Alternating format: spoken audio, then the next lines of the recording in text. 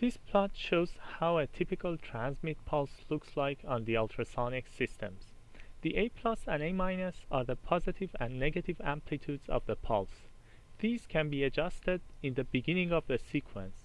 After that, they will be fixed for all the pulses in the sequence. dt in the plot determines the smallest time duration that is used in the design of the pulse, or the base frequency of the pulse. It can be adjusted to any multiple of the clock cycle of the ultrasonics system. The actual shape of the pulse can be designed through a sequence of 96 characters.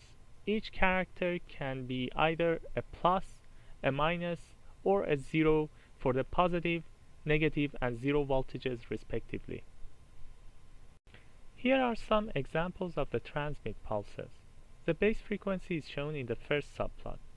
A simple plus-minus would create a pulse that is shown in the second subplot. Two pluses, two minuses, then three pluses and two minuses would create the pulse shown in the third subplot. And finally, a plus, two zeros, a minus, two zeros, and a plus again would create the last pulse. In the next release of the software, we have also added a transmit repeat parameter that could be used to repeat the whole 96 characters in the transmit pulse shape a number of times up to 255 times. The A plus and A minus parameters that I showed you in slide 10 are not actual voltages, they are indices. The actual voltages depend on the revision of the hardware in your system. You can convert the indices to actual voltages using graphs like the one showed here. You can find these graphs for different hardware revisions in our Wikisonics. I've put the link here for you. The ultrasonic systems use transducer arrays and electronic beamforming to determine the spatial profile of the ultrasound wave that is transmitted into the tissue. This is also called the beam profile. Electronic beamforming on our systems can be used to design the beam profile inside of the imaging plane. This covers the axial and lateral directions in an ultrasound image. For the third direction, that is the out of plane direction, the electronic beamforming is not useful and does not do anything. The beam profile in this direction is determined by the fixed mechanical lens, that is the rubber material designed by the manufacturer of the probe. Ultrasonic systems have some flexibility for designing the beam profile on transducer arrays. Again, there are limits to these flexibilities. The shape of the pulse that is applied to different elements inside the array is always identical. In other words, you cannot apply different shaped pulses to different elements for a single transmit to design a fancy beam profile. What you can do is you can determine which elements are used for the transmit by changing the width of the aperture and its center. You can also mask some elements, meaning that you can prevent them from shooting. Moreover, you can determine the time delays that different elements will use before they transmit the pulse. The time delays can be designed either manually or automatically. For automatic time delay calculation, you need to provide the software with the depth at which you want to focus the beam and the angle of the beam with respect to the axial direction. The software uses these info and the info about the geometry of the particular probe you are using to compute the time delays. In the manual mode, you simply provide the system with the time delays you want to use on different elements inside the aperture. Now I move on to the parameters used in the receive side. Here is a high-level block diagram of our receive electronics. The first column of blocks behind the probe connector are the transmit-receive switches. In pulse ultrasound imaging, the same transducer are used for transmitting ultrasound pulses and receiving RF data. It is therefore necessary to switch the lines from transmit to receive mode. After passing through the switches, the received signals are amplified by analog front-end or AFE amplifiers.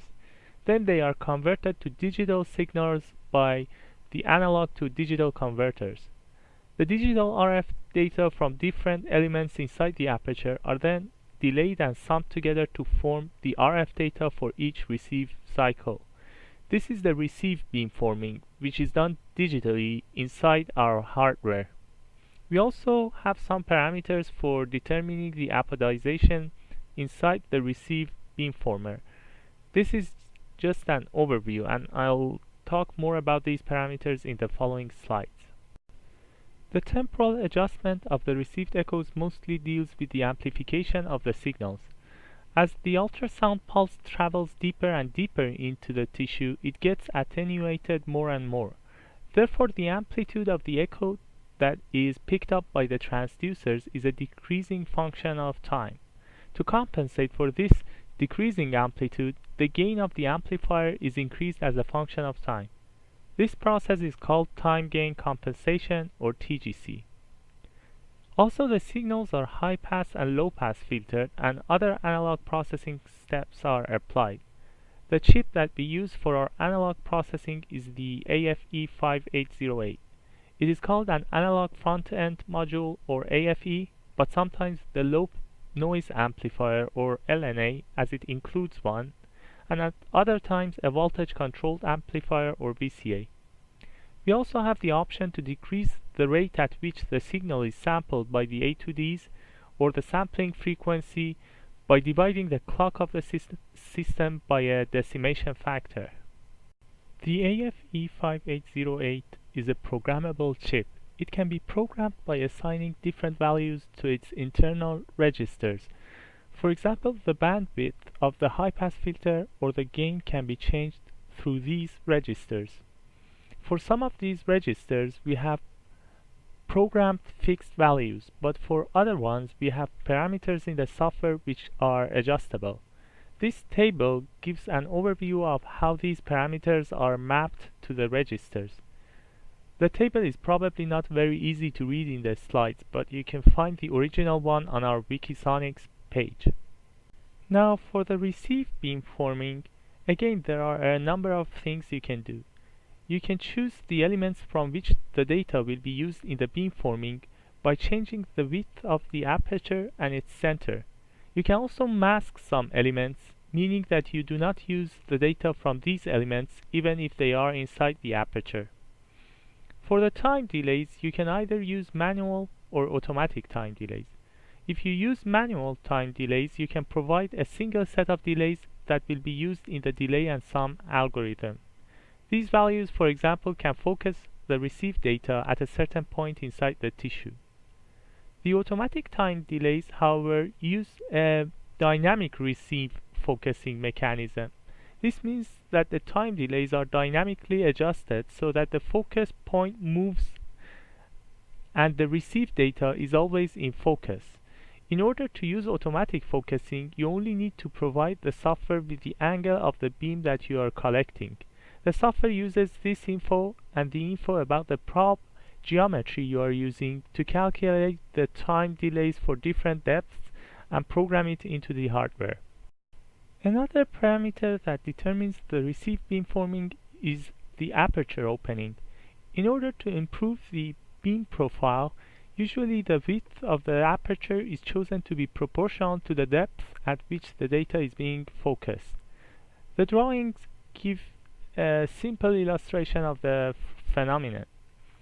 When the focus point is close to the probe surface, a wide aperture will result in a beam that diverges very quickly away from the focal point, which is not a desired feature. Reducing the aperture ensures that a narrow beam is maintained for focal points closer to the probe.